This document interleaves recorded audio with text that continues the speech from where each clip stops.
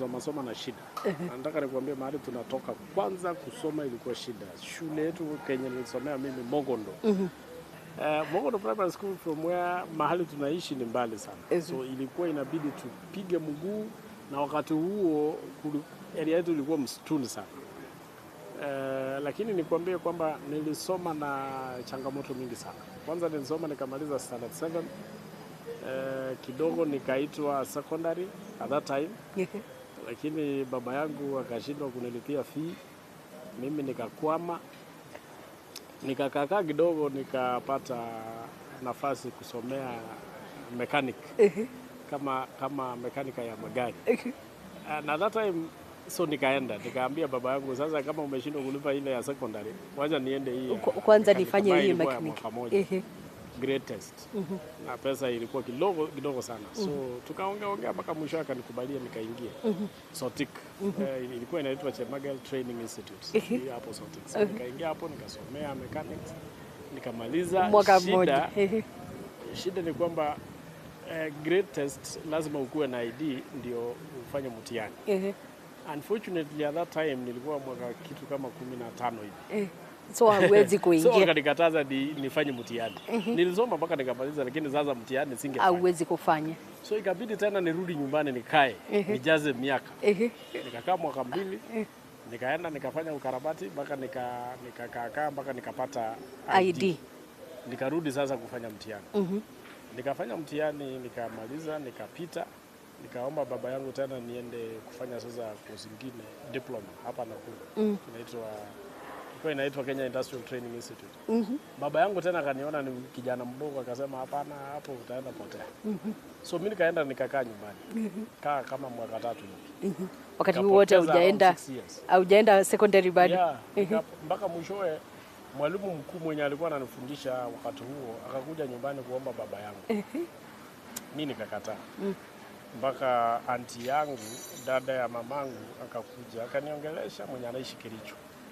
Akakuja akaniongelesha mpaka nikakubali kurudi primary. Wakati huu nataka kukua nini? Manake watoto wana ndoto. Kumbuka umefanya mechanic, umehustle vitu tofauti. Sasa umeingia ukiwa na ndoto gani? Mimi nilikuwa nataka kuwa wakili. Kwa maisha yangu yote nilikuwa nalia sana. At least siku moja nataka nikuwe wakili. Nilikuwa nasoma vitabu mingi sana ya wakili. Nilikuwa naheshimu sana wakili kwa sababu ya arguments, you know, hiyo uwezo ya kuongelesha kotini. You know, nilipoenda Maseno High School, you know, at that time pia nilikuwa nimezeeka kidogo, sikuwa bado kijana. So nikafanya mtihani, sikufaulu kuingia university immediately, but nikakuja tena nikakaa nyumbani kama mwaka 10. Miaka 10 nyumbani. Baada ya high school. Wakati huu ulikuwa unafanya nini? Kazi mingi sana. Nilikuwa nafanya kibarua, nilikuwa nafanyia watu kibarua, wengine saa zingine tunakuja Sotik area hiyo kukamua ng'ombe, kufanyia watu kibarua ya kukamua ng'ombe. At some point tunaenda Kericho kuchuna chai. Nilipoona maisha imekuwa ngumu na hii ndio imekuwa changamoto kwetu kabisa kwa wakati huu. Na nimekuwa nikitumia kama funzo kwa watoto wetu kwamba ile maisha ambayo niliendesha hapo katikati kwa miaka kama 10 ilikuwa maisha ngumu sana. Na sababu ni kwamba sikupata kuendeleza masomo yangu.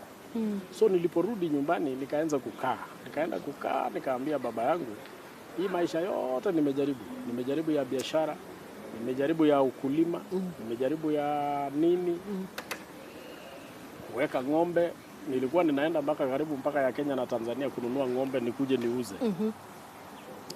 That is another 60 kilometers.